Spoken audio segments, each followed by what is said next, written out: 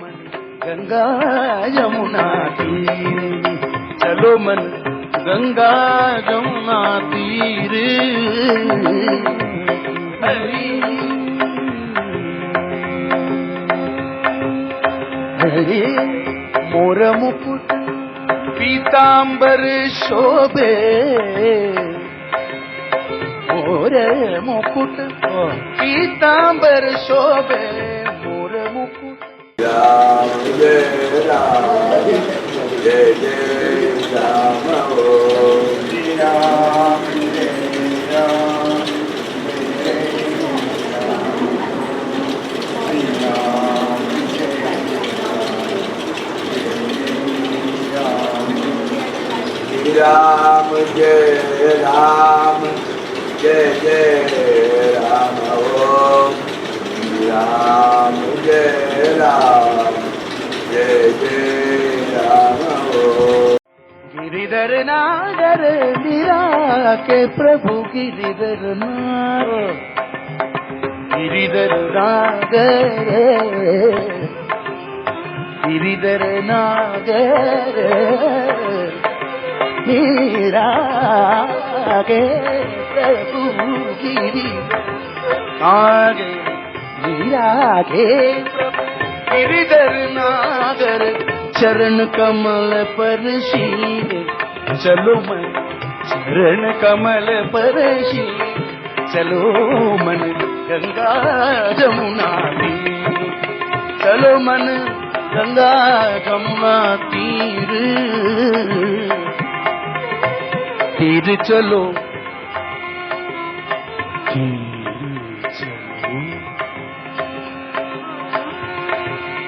यमुना तीर चलो, गंगा तीर चलो। हे मन गंगा यमुना तीर चलो, हे मन गंगा यमुना तीर चलो, चलो चलो तीर चलो, तीर चलो, तीर चलो। Shri Ram, Jai Ram, Jai Jai Ram. Hari Om to everybody. Yesterday at the time of closing, two things came up. Papa wanted us to do a little more pondering on those two words. One is that not with yukti but with bhakti, which is very, very essential. When we keep on thinking about it, devotion, whenever we try to go through the different expressions of Papa, like I find him everywhere, unless and until we apply this bhakti, it will not help us. So suppose we started with that dictionary, for example.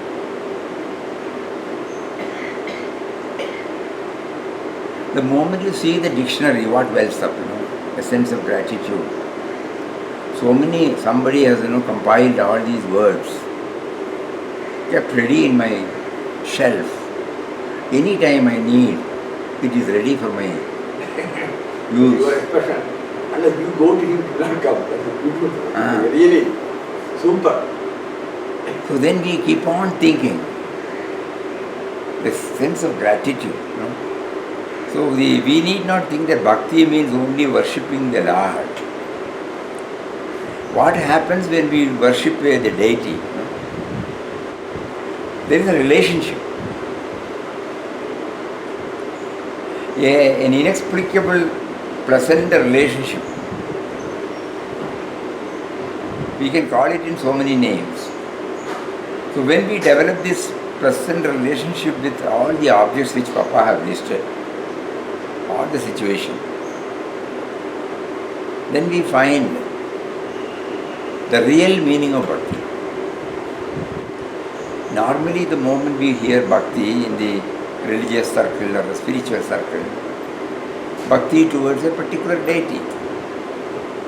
He was a bhakta, Rama bhakta, Krishna bhakta, Anjaneya bhakta, Devi bhakta. No, that's how we normally our mind conditions. That is perfectly all right. But when we go a little more deeper, from the personal to the impersonal, when it comes, and then it will be easy for us to understand Papa's explanation. Because Papa was a bhakta, no doubt. But at the same time, he was a Nirguna bhakta.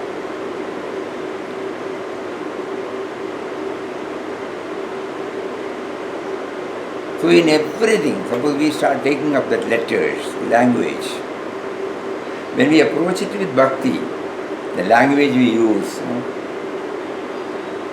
he has placed everything before us. Just like, the three things we repeat every day here. Creator, protector, destroyer. Everything, these three aspects are there. You can shout at somebody, wound somebody through language. You can express your love to everybody with language. That is the nature. Anything. When we compare this, we come to know that when the love dimension develops, the whole picture becomes different. The whole language becomes, lovable. We all remember many poems which we have learned when we were in school. Then later on we started thinking, why? We love it,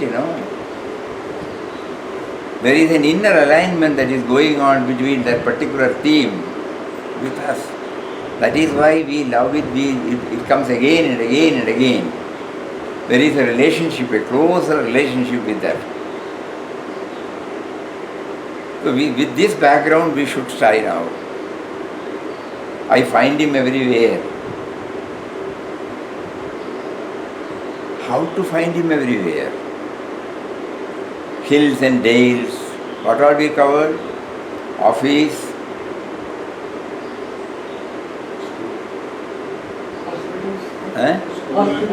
Hospital. Suppose we develop love for the doctor, love for our medical staff. Love.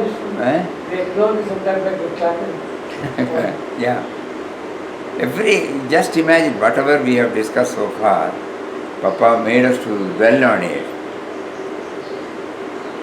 Whether it is the school, whether it is the marketplace,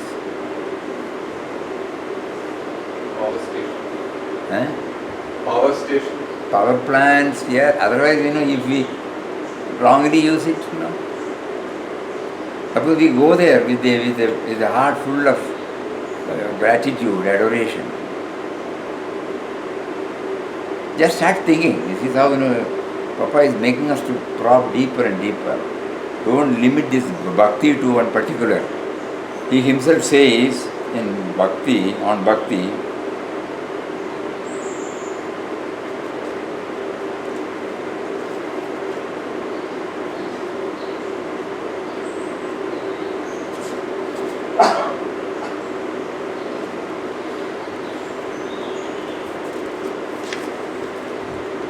Bhakti means making God the supreme ideal of life.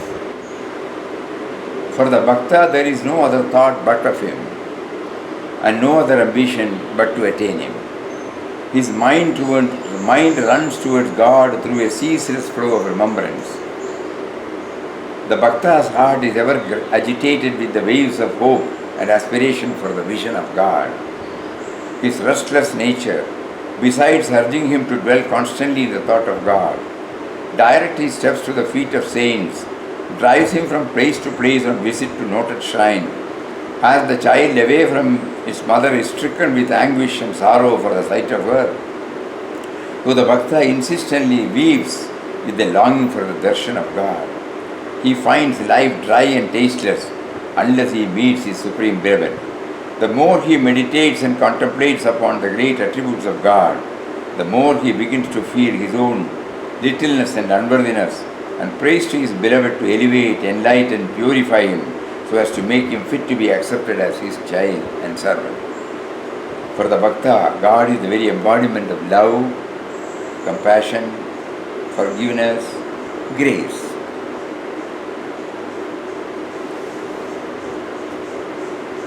So Bhakti now slowly he unfolds. For the Bhakta, God is the very embodiment of love, compassion, forgiveness and grace. He visualizes his God in the recesses of his heart. He surrenders completely in thought, word and deed to his beloved and adores him with an unflinching devotion. By a constant meditation on the Lord, the Bhakta imbibes into his own being the divine attributes, ultimately reaching a status of perfect union and oneness with him. Compassion, mercy and love now illumine the nature and therefore all actions. He becomes the very image. For the impurities and weaknesses having been removed, he stands revealed as the very Sun of Truth, radiating all around him the rays of love, kindness, peace. The Bhakti can be easily understood. Love, kindness and peace. Now the greatest virtue that shines forth in all its splendor in the Bhakta is forgiveness. As God has forgiven him, so he forgives all in the world who wrong or have wronged him. He ever returns good for evil, both in thought and action. He is self-sacrificing to a degree. He is ever willing to serve and toil for others, to give them solace and relief. He loves all with an equal vision, be he friend or foe, rich or poor, good or wicked, high or low, wise or ignorant. He endures peacefully ignominy and persecution and gives himself away in every manner for the good of others. He is ever contented, ever pure, ever cheerful. He is unassuming and humble in all he does. Ganga, Yamuna, Peer chalo, hey mane, Ganga, Yamuna, Peer chalo, Peer chalo.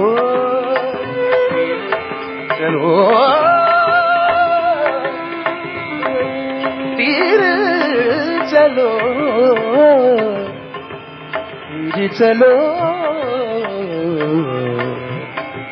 तेरे चलो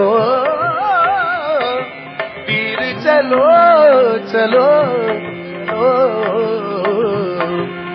गंगा यमुना तीर चलो चलो मन गंगा यमुना तीर चलो मन गंगा यमुना तीर चलो मन गंगा यमुना तीर चलो तीर चलो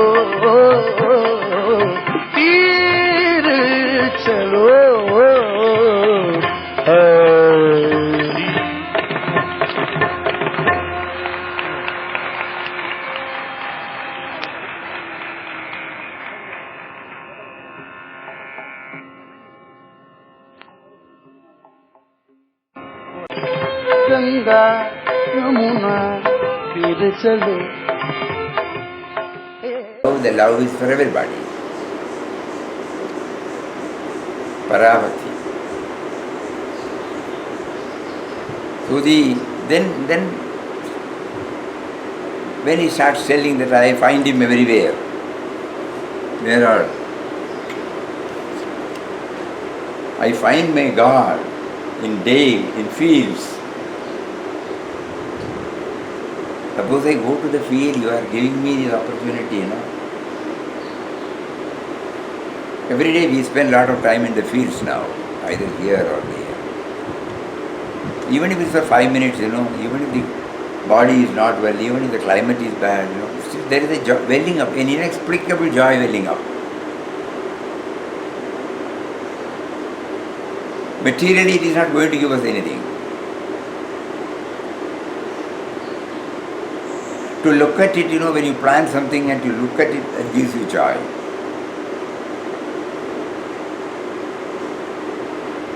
When we started this reset movement, one episode, a small episode was explained to us. Once a boy started seeing a young man, a man with yukti, intellect. He saw an old man struggling to make a pit. He asked him, "What are you doing?" He said, "I am going to plant this mango sapling here." So the other man said, he always bases on yukti. By the time this goes, you will not be there, who is going to enjoy? Immediately the old man said, "We are eating the mangoes which have come from mango tree which has been planted by somebody else." How they love the bhakti goes, you just imagine. It is not the traditional bhakti, the purest form of love, where you are not even bothered about the beneficiaries. You are only doing it for the sake of love. Beneficiaries may be unknown. As he said, we may not be there. It struck us. Suddenly, when he eats a fruit, he remembered somebody has planted, even to me. I must also not lose an opportunity to plant or do something by which I don't know the person who has planted. I don't know the person who has brought it out and come to this stage. So many unknown persons. They don't know the beneficiary. I don't know the benefactor. But still, I am enjoying, This is, according to us, this is one form of bhakti. So we should be able to, when we go to the field, that is the support, the base from where everything comes. We will be instrumental because we were all agricultural planters for more than 25, 30 years. So we a personal experience in this. Whatever we grow, whether it is coffee, pepper or ginger or paddy or any seasonal crops or coconut or arecanut, we may be selling it in the market, what is fixed by the marketplace, but it will be taken by so many unknown people. You have the satisfaction of giving a produce to the society. You have to exist, so you have to accept something, that's all. The greatest satisfaction is you are giving a produce. So the field connects you with the entire creation. That's called love. Hills and dales, they also do the same thing, To how many onlookers they give this joy. Not only when they are before the hills and dales, when they take a photograph, when they show it to somebody, that majestic Himalayas, or even in our own place, whatever we see, anything, whether it is valleys or hills, we will just look at it, because it gives us joy. We remember, whenever we visit, we remember why. There is a love there.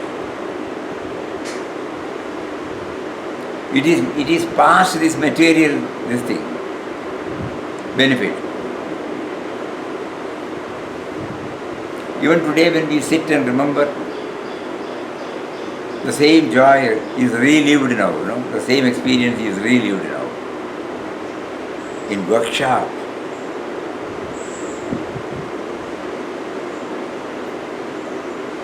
once we were traveling by road from Wayanad to Chennai. We had to reach Chennai on early morning. So at about 1:30 or 2 o'clock, suddenly, the radiator developed some problem. So water was leaking. Every 2 minutes, 5 minutes, the gauge will say the heat is up. What to do at that particular time? Suddenly we saw the workshop. Open workshop, but nobody was there. Somebody was sleeping. We called him. Immediately he said, "What can we do now? Where are you to go? I will give you some suggestion. You try." Because the senior mechanic, nobody is here. And that man, he gave us this puppet. Puppet, no. Luckily, puppet was with him, and that puppet and water mixed, it becomes something like a dove, and we paste it. He said, every now and then you may have to be change, but you will be able to reach your destination. And he did not accept anything. This must have happened in mid-70s. We still remember him, when he said workshop. So workshop can be a place where, you give solace to many people, which is called love, which is called bhakti. So many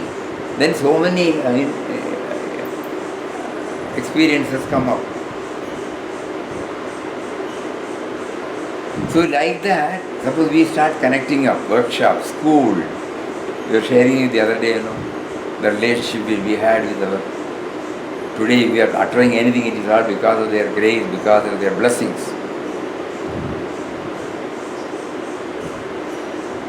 On those days, the headmaster, the examiner who was waiting with a glass of water for the boy. One incident is enough for us to connect up with the whole establishment called the school. So it is not buddhi, it is bhakti. Office, so many things they taught us, refined us. Through the boss, through the colleagues, through our section head, through our customer.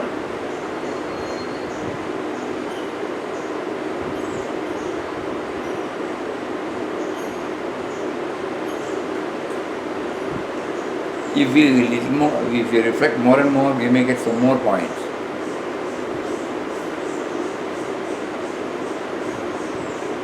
Whatever we were doing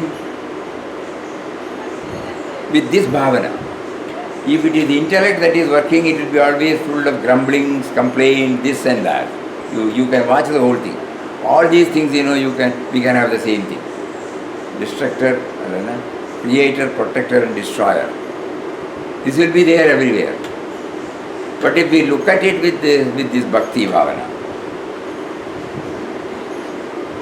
then we suddenly find, yes, God has been extremely kind to me. Through every institution He made, through every institution He was teaching me.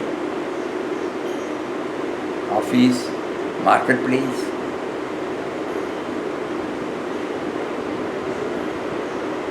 Regular people.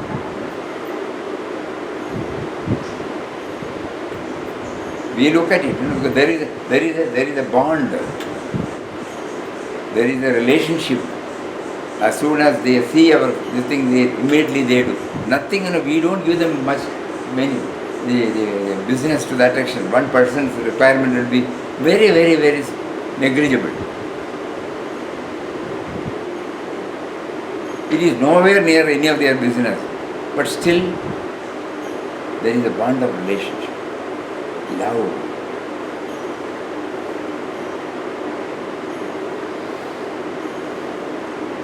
Whether he is a small vendor or a big merchant, we have found that when we look at it with that perspective,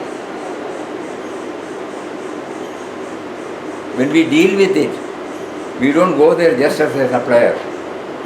We don't go to him just because he is giving us some provisions. No, something more than that.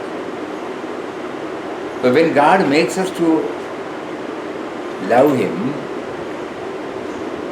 for the sake of love only, not for the sake of anything, when we go back, He teaches, did I not give you joy through that person, through that person, through that person?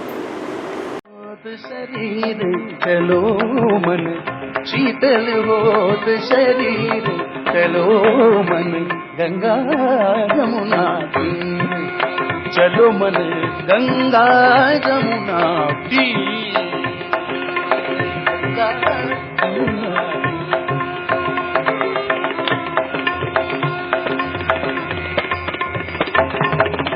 बंसी बजावत गावत कानो बंसी बजावत गावत कानो कानो कानो कानो कानो बंसी बजावत गावत कानो संगलियो बलवीर चलो मन संगलियो बलवीर चलो मन।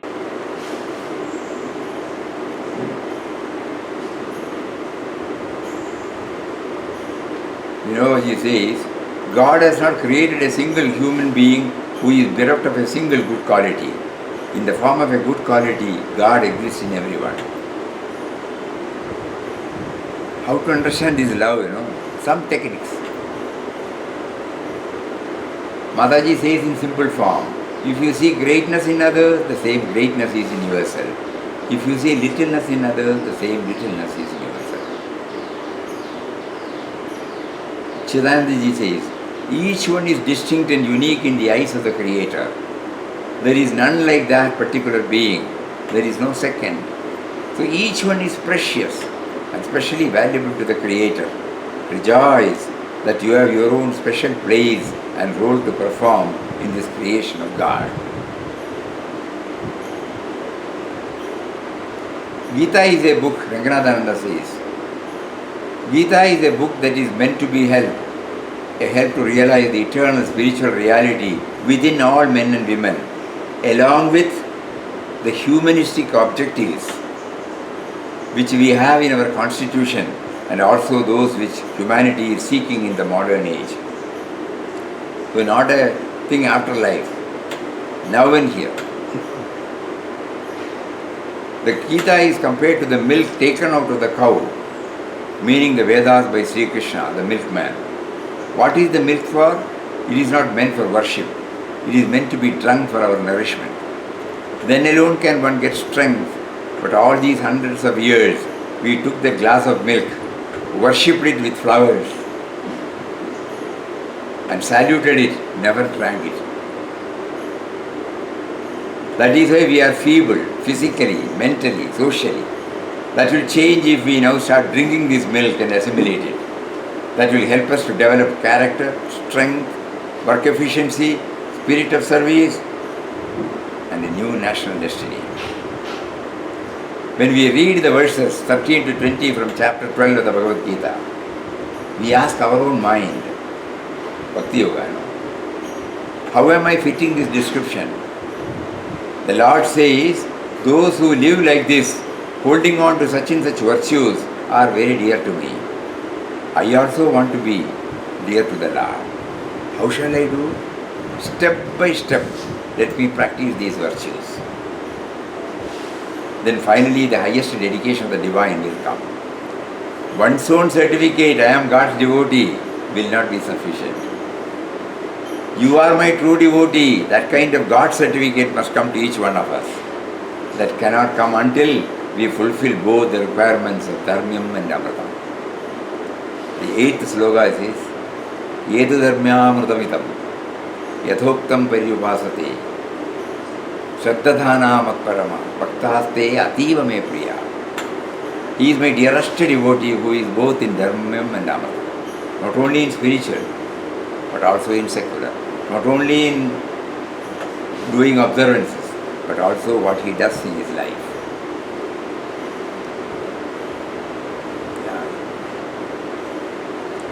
Now let us try to go through the slokas and also go through some examples from daily life which could probably throw more light on the values and essence of behind the sloka. So here, this is how the Adveshta Sarvabhutana, absence of hatred towards all. First, there is an episode from Papa's life, then there is from the outside. Once when travelling in a train, Birod Papa Ramdas was seated along with the two young men.